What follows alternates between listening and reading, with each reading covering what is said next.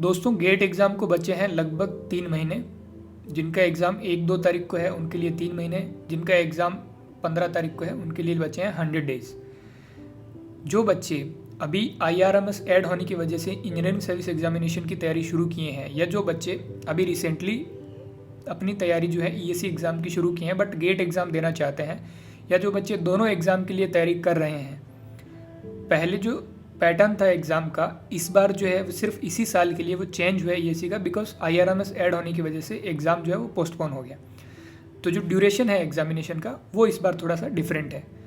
हमें उसके लिए क्या तैयारी, क्या ऑपरेशन, क्या स्ट्रेटेजी उसके लिए क्या यूज़ करनी चाहिए, उसको हम लोग डिस्कस करेंगे कि कितना सिलेबस जो है वो हमें गेट के लिए कवर करते टाइम पे ESE के लिए कवर करें, कितना सिलेबस जो है जैसे GS पोर्शन है अगर वो ESE एग्ज़ाम में पूछा जा रहा है और गेट एग्ज़ाम में वो नहीं आता है तो क्या उसको अभी कवर करें या उसको गेट एग्ज़ाम होने के बाद में कवर करें। बिकॉज अगर आप देखें एग्जामिनेशन का शेड्यूल तो हमारे पास में गेट एग्ज़ाम जो है 1st, 2nd, 15 एंड 16 फेब को है।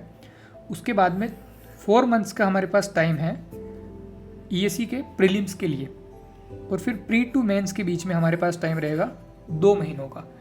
तो गेट और ESE दोनों की जो तैयारी कर रहे हैं उन बच्चों के लिए क्या स्ट्रेटेजी होनी चाहिए, क्या उनको फॉलो करना चाहिए, उसको हम यहाँ पे डिस्कस करेंगे।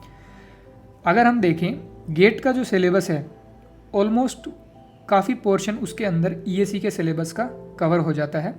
गेट में टेक्निकल सब्जेक्ट्स के साथ साथ में हमारे पास एप्टीट्यूड भी आता है और इंजीनियरिंग मैथ्स भी आता है।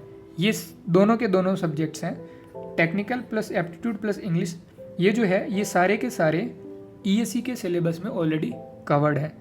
उसके अलावा हमारे पास ESE में आता है GS, जो कि गेट के अंदर नहीं पूछा जाता है, और कुछ सब्जेक्ट्स हैं, फॉर एग्जांपल अगर इलेक्ट्रिकल इंजीनियरिंग की बात करें तो मटेरियल साइंस हुआ एंड कंप्यूटर फंडामेंटल्स हुआ, कम्युनिकेशन हुआ, ऐसे ही बाकी ब्रांचेस के लिए भी एप्लीकेबल होगा। कुछ सब्जेक्ट्स जो हैं वो हमें गेट के लिए तैयार नहीं करने पड़ते हैं बट उनका रोल जो है इंजीनियरिंग सर्विसेज में काफ़ी इंपॉर्टेंट होता है।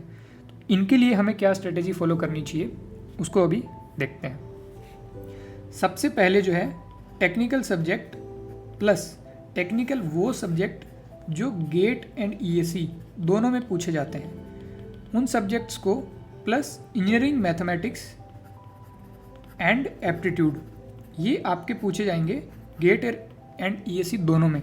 जो कॉमन सिलेबस है हमारा वो हमें कवर करना है नेक्स्ट 3 मंथ्स के अंदर, और इनको कितने लेवल तक कवर करना है इनको हमें प्रिपेयर करना है अच्छे से, ताकि हमारा गेट एग्ज़ाम भी अच्छा जाए, प्लस ESE के लिए भी हमें मेंस की तैयारी जो है वो अभी से करनी पड़ेगी, क्योंकि प्रीलिम्स से मेंस के बीच में हमें मिलेंगे 2 महीने।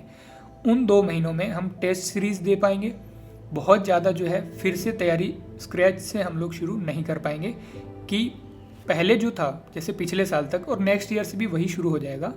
हमें मिलता था प्रीलिम्स से मेंस के बीच में लगभग 4 महीने। उन 4 महीनों में हम लोग फिर से थ्योरी पढ़ के फिर से टेस्ट सीरीज अच्छे से दे सकते थे, बहुत सारे प्रीवियस ईयर के क्वेश्चन जो है वो हम लोग सॉल्व कर पाते थे। इस बार जो है वो सिचुएशन नहीं होगी।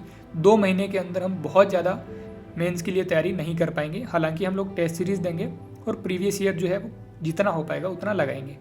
उसके अलावा हमारे पास टाइम नहीं रहेगा तो हमें मेंस की तैयारी भी अभी करनी पड़ेगी। बट एडवांटेज ये है कि जो कॉमन सब्जेक्ट्स हैं उनको हम 3 महीने में प्रिपेयर कर लेंगे। कोर टेक्निकल सब्जेक्ट्स जो हमारे पास में हैं प्लस FT प्लस मैथ्स, इनको हमें तैयार करना है अगले 3 महीने तक, और गेट एग्ज़ाम हमें दे देना है।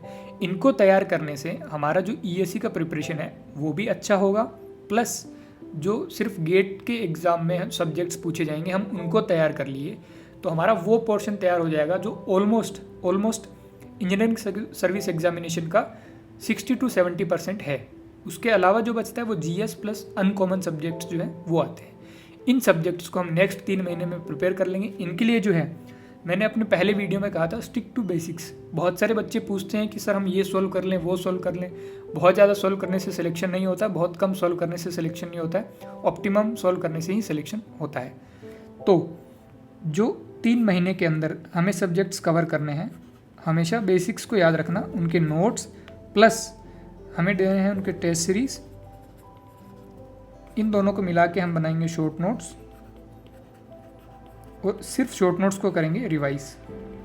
मेन नोट्स को रिवाइज बहुत फ्रीक्वेंटली नहीं करना है, शॉर्ट नोट्स को बार बार रिवाइज करना है, क्योंकि शॉर्ट नोट्स में हम वो चीज़ें लिखेंगे जो नई है, जो हमें बार बार हम उसको भूल जाते हैं।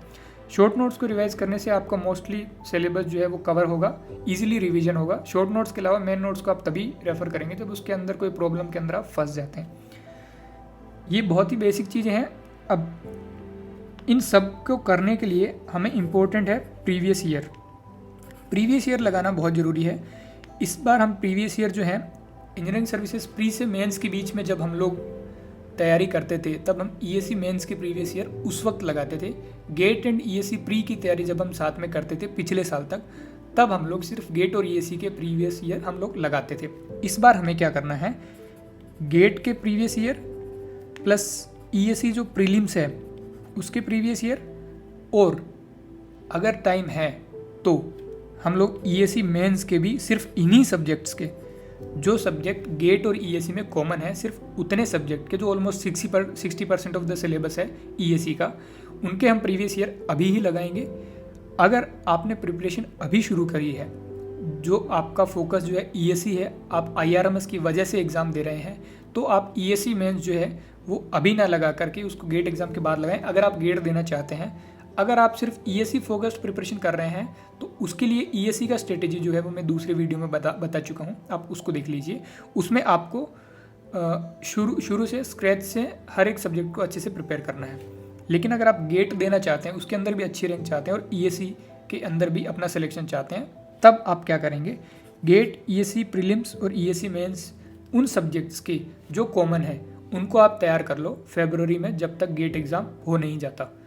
उतने सब्जेक्ट्स अगर आपने कवर कर लिए तो उसके बाद में क्या करेंगे आप, जनरल स्टडीज़ प्लस जो सब्जेक्ट्स अनकॉमन हैं, बहुत ज़्यादा नहीं होंगे, 2 या 3 सब्जेक्ट्स ही होते हैं हर ब्रांच में, तो जो अनकॉमन सब्जेक्ट्स हैं इनको तैयार करने के लिए आपके पास रहेंगे 4 मंथ्स।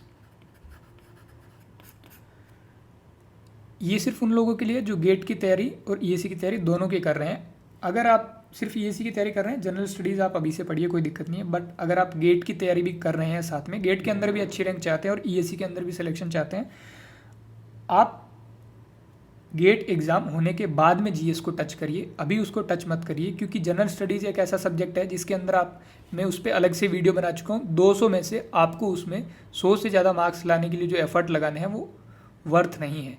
आपको उसमें स्कोर करना है 80 to 90, मैक्स टू मैक्स 100, उससे ज़्यादा आप उसको एफर्ट उसमें मत लगाइए। टेक्निकल पे ज़्यादा फोकस कीजिए, टेक्निकल से आपकी रैंक डिसाइड होगी, टेक्निकल से आपका सिलेक्शन डिसाइड होगा। जीएस को छोड़ना नहीं है, बट जीएस पे बहुत ज़्यादा फोकस नहीं करना है। ये 4 महीनों में आप जो है अपना जनरल स्टडीज़ और जो अनकॉमन सब्जेक्ट्स हैं उनको प्रिपेयर कीजिए, प्लस जो गेट के अंदर आप सब्जेक्ट्स ऑलरेडी पढ़ चुके हैं उनको आप रिवाइज़ कीजिए। ये 4 महीनों में जो बचे हुए सब्जेक्ट्स हैं उनके आप ईएससी मेंस के क्वेश्चन भी लगाएंगे, और ESC pre plus gate pre तो आप लगाएंगे ही लगाएंगे। ईएससी प्रीलिम्स एंड गेट के जो है वो तो लगाएंगे, बिकॉज हमें अभी तो ईएससी प्रीलिम्स ही क्लियर करना है जो जून में होगा। तो मेंस के क्वेश्चन हम सिर्फ ईएससी के लगाएंगे, उसके अलावा दूसरी ब्रांच के क्वेश्चन या सिविल सर्विसेज के क्वेश्चन पे अभी मत जाना, उतना टाइम यहाँ पे नहीं है। आप ईएससी प्री के क्वेश्चन अभी सॉल्व कर लिए तो सिविल सर्विसेज के क्वेश्चन आप जो उन 2 महीनों में जब तैयारी करेंगे सिर्फ मेंस के स्पेसिफिक, तब आप उनको सॉल्व कर सकते हैं। सिविल सर्विसेज के क्वेश्चंस में अभी मत घुसना, बिकॉज अगर आप गेट और ईएससी की तैयारी दोनों की कर रहे हैं तो आपके पास टाइम कंस्ट्रेंट काफ़ी ज़्यादा रहेगा, स्पेशली उन लोगों के लिए जो वर्किंग प्रोफेशनल है। तो उन लोगों को मैं यही सजेस्ट करूँगा, जैसे मैंने जॉब के साथ में ईएससी की तैयारी जब करी थी तो बहुत ज़्यादा करने को नहीं देखा था, एक बेसिक जो है उन्हीं पे स्टिक किया, प्रीवियस ईयर लगाए सिर्फ उतने जितने इंपॉर्टेंट है, उसके अलावा बहुत ज़्यादा प्रिपरेशन करने की हमें ज़रूरत नहीं है। लेकिन जब आपका एग्ज़ामिनेशन ईएससी का प्रीलिम्स होगा तब तक आपने ये सारी चीज़ें जो है आपकी कवर होगी।